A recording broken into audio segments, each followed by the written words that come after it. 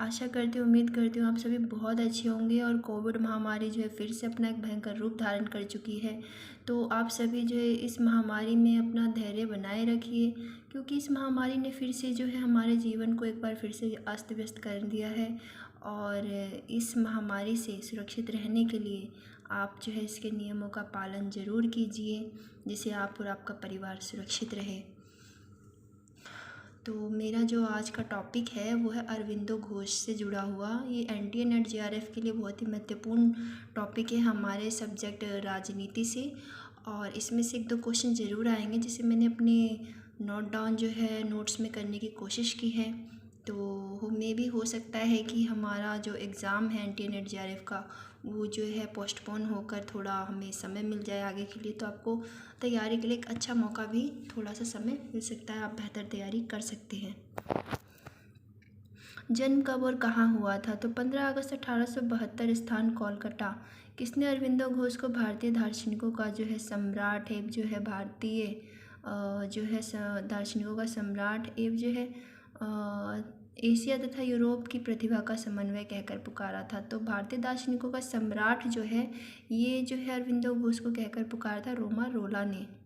किसने अरविंदो घोष को जो है हमारे युग का पैगंबर कहा है? तो हमारे युग का पैगंबर जो है अरविंदो घोष को डॉक्टर फ्रेडरिक स्पंजलबर्ग ने कहा है। किसने सर्वप्रथम जो है राजनीतिक संघर्ष को स्वतंत्रता प्राप्ति का उद्देश्य माना था? तो किसने ये चीज़ कहा था कि राजनीतिक संघर्ष जो है हमें स्वतंत्रता प्राप्ति जो है दे सकती है? तो वो थे अरविंदो घोष। अरविंदो घोष पर जो है किस भारतीय राजनीतिक चिंतन का अधिक प्रभाव था? तो रामकृष्णन और जो है स्वामी विवेकानंद। रामकृष्णन और स्वामी विवेकानंद जी का जो है इनके अरविंदो घोष के विचारों पर जो है काफ़ी प्रभाव जो है पड़ा था।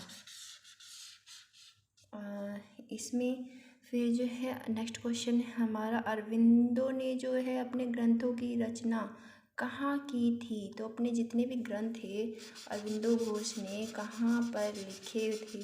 तो ये एक मोस्ट इम्पॉर्टेंट है क्वेश्चन है जो पूछ लिया जाएगा। तो ये है इन्होंने पुदुचेरी के एकांत निवास में अपने ग्रंथों की जो है रचना की थी। तो इसमें से 2 मोस्ट इम्पॉर्टेंट क्वेश्चन हैं कि अरविंदो घोष ने अपने ग्रंथों की रचना कहाँ की थी? तो ये थी पुदुचेरी के एकांत निवास में।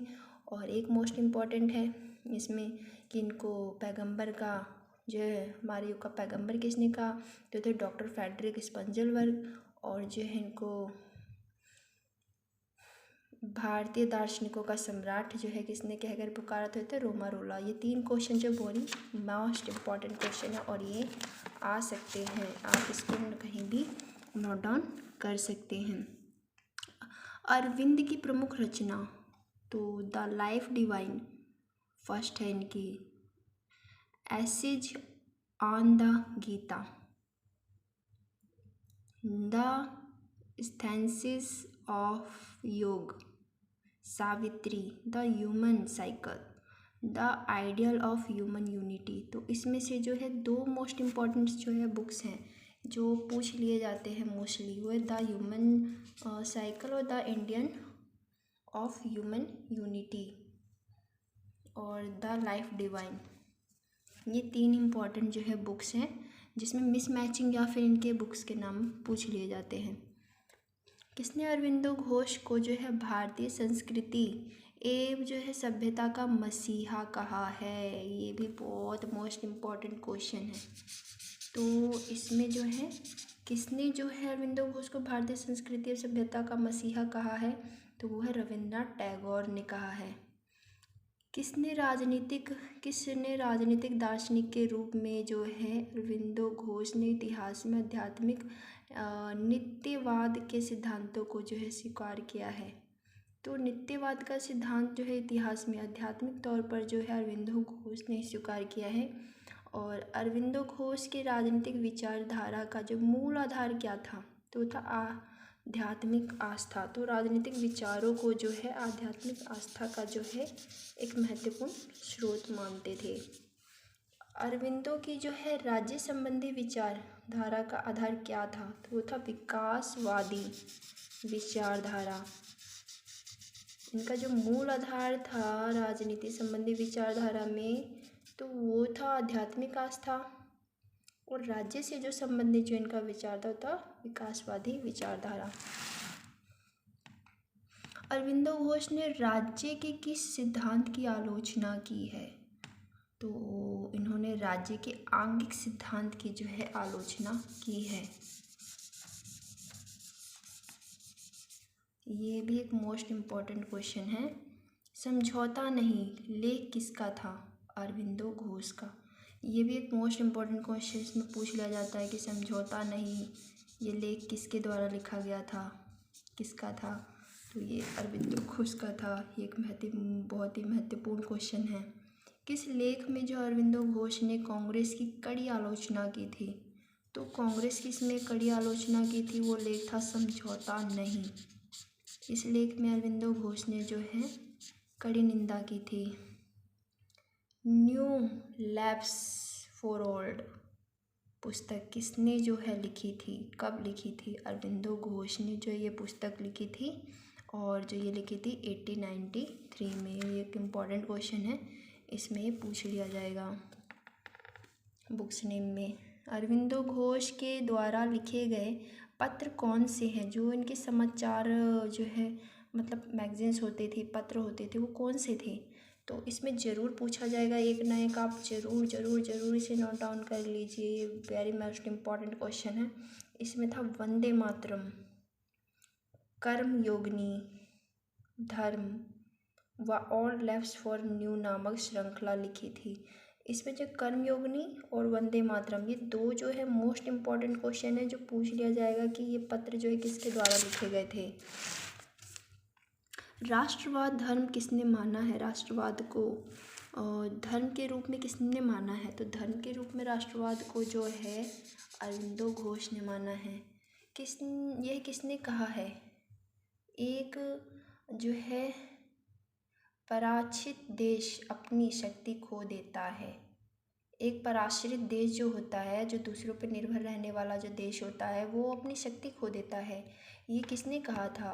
तो अपने जो है अरविंदो घोष ने जो है अपने लेख जो युगांतर में जो है ये कहा था कि जो है पराश्रित जो देश होता है वो जो है अपनी शक्ति खो देता है। ये बहुत मोस्ट इम्पॉर्टेंट है। ये पूछा जा सकता है कि ये कथन किसका था, जिसमें ये कथन में कहा गया है कि पराश्रित देश जो है अपनी शक्ति खो देता है। और यह जो है भी पूछा जा सकता है कि अरविंदो घोष ने अपने किस लेख में जो है ये लिखा था कि पराश्रित देश जो अपनी शक्ति खो देता है। तो दो तरह से क्वेश्चन आ सकते हैं।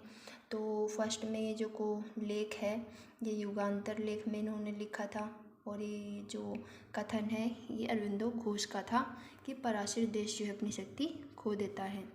अरविंदो घोष ने क्या नारा दिया था? ये भी एक बहुत मोस्ट इम्पॉर्टेंट क्वेश्चन है, ज़रूर इसे नोट डाउन कर लीजिए। जो भी मुझे लग रहा है कि मोस्ट इम्पॉर्टेंट क्वेश्चन है और ये आते हैं, मैं उन पे जो है आपको बताते जा रही हूँ, और आप उन क्वेश्चनों को तो ज़रूर ही नोट डाउन कीजिएगा। तो अरविंदो घोष ने क्या नारा दिया था? तो इन अरविंदो घोष का जो नारा था वो था नियंत्रण नहीं तो सहयोग नहीं। तो ये क्वेश्चन इस तरह से पूछा जा सकता है कि नियंत्रण नहीं तो सहयोग नहीं, ये किसका नारा था? तो ये नारा था अरविंदो घोष का।